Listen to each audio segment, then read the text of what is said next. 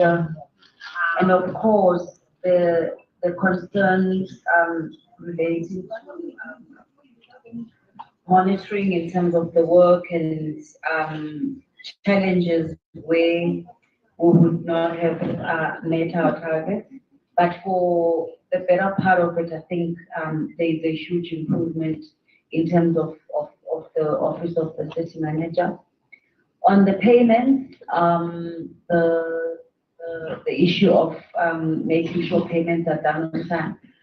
The CFO and his team, and I know the MMC is also MMC Finance, she vigorously follows up with the whole way to ensure that payments are done on time. It's not always possible when, of course, there are, as councillors have mentioned, there would be some cash flow challenges.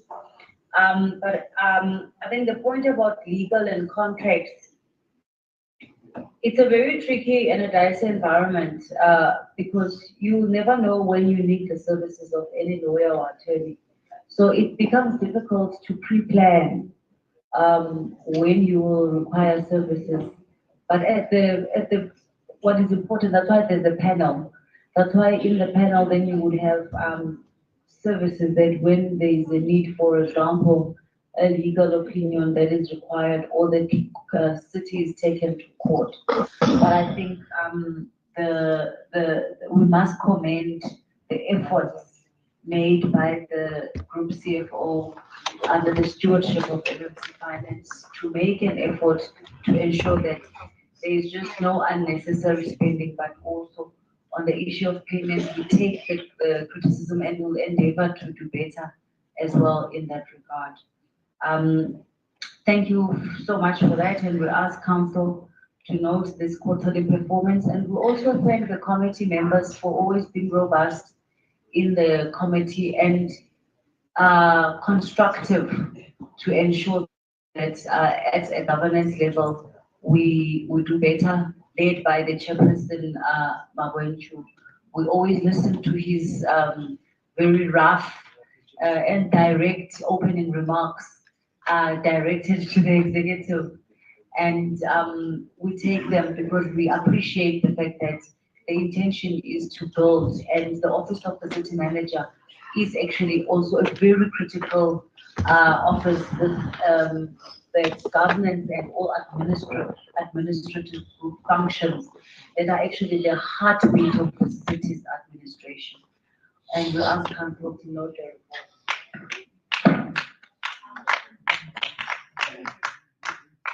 Thank you, MMC. Member in charge, Councillor Mthembu. Thank you also, but I ask Council to note the report. Thank you. Thank you, Member in charge. The recommendations are on pages 30.21 and 31.10 to 31.11. Are the items agreed to? Thank you, Councillor.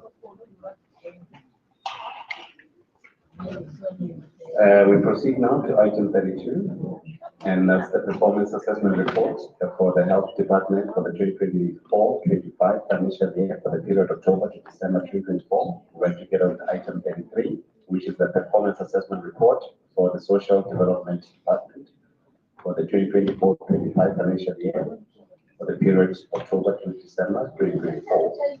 And the above items both read with item 34, which is the oversight report of the Health and Social Development Section 79 Committee on the 2024-25 second quarter budget and performance assessment report of the Health Department and Social Development Department for the period October to December 2024.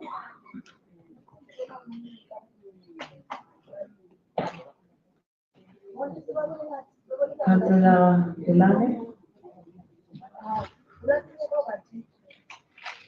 Thank you for the opportunity to speak up.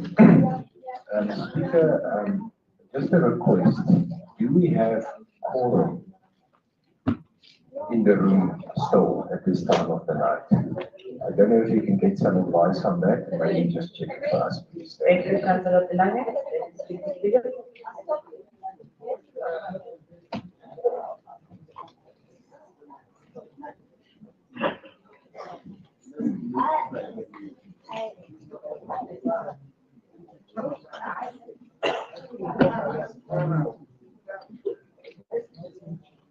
Okay, Councillor Dinange, legal will confirm quorum. IT, please ring the drum for those outside so the legal department can confirm if the form quorum still or not.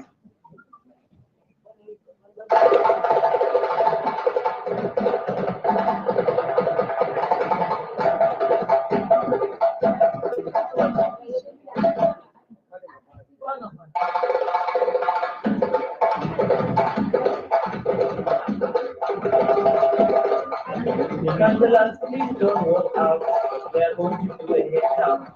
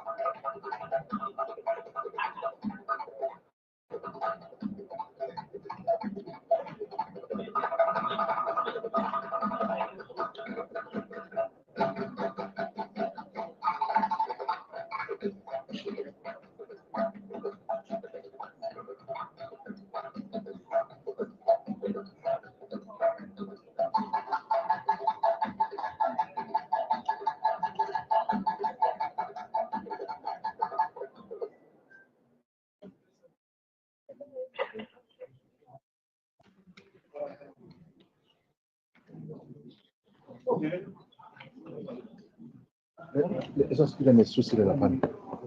All right, Councillor, there is a quorum, Councillor Dinange. We are sitting at 140, so there is a quorum and we'll continue. Councillors, let's just push up to item 40, but a lot of items still.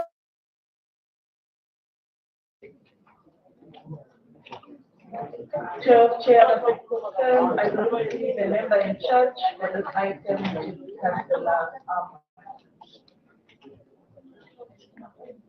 for item 32, 33, and 34. Okay. We'll appreciate it if you can get the name that they fit list of the club. Thank you, Councillor. Greetings, Speaker. Who has read out the EFF, Dr. Mthembu. Chief People of the EFF, Councillor Tabisa Mokhapi, 29 battalions of the Economic Freedom Fighters, and most importantly, the people of Johannesburg. Honorable Speaker, I'm Councillor Pedisando, is standing on behalf of Section 79, Chairperson of Health and Social Development, Councillor Satrelo Ahmad. Speaker, I therefore rise to table 3 reports. Item 32, performance assessment reports for the health department. Item 33, performance assessment reports for social development department. And item 34, oversight reports for the Department of Health and Social Development. All 3 reports are for the year end October to December 2024. These reports represent a critical evaluation of departmental performance and oversight. Speaker, this is done to align with our constitutional mandate to ensure effective service delivery, accountability, and good governance. Through this process, we affirm our commitment to monitoring the performance of municipal departments in accordance with the Constitutional of the Republic of South Africa, the Municipal System Act, the Municipal Finance Management Act, and other applicable legislation. The reports provide a detailed analysis of achievements and challenges encountered by the Health and Social Development Department during their reporting period. 2, key performance indicators and their alignment with our service delivery objectives. 3, recommendations for improvement aimed at addressing identified gaps and enhancing service delivery outcomes.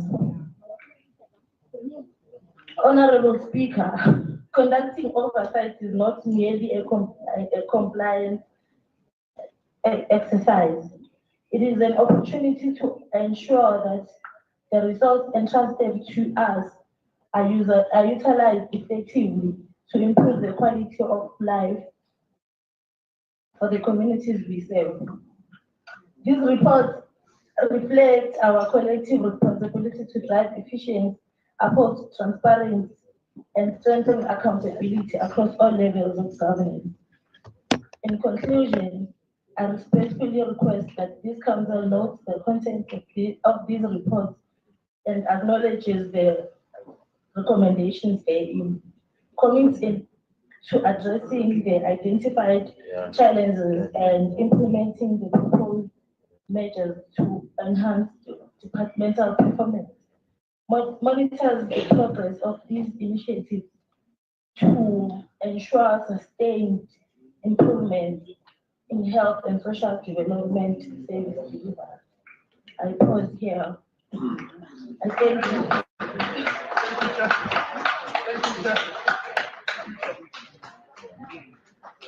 Thank you, Acting Member in Charge, DA Councillor Lewis.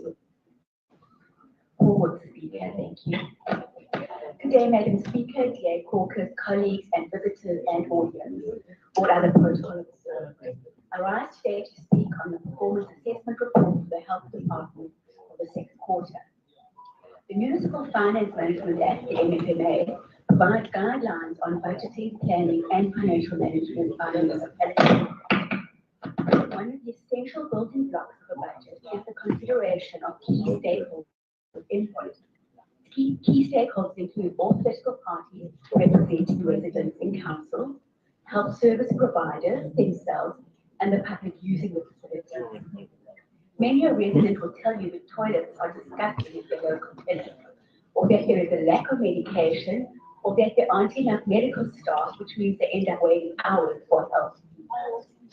Clinic staff will tell you they are underpaid and overworked, that they must fill in patient details manually over and over again, and are often abused by patients upset at the perceived poor standard of care.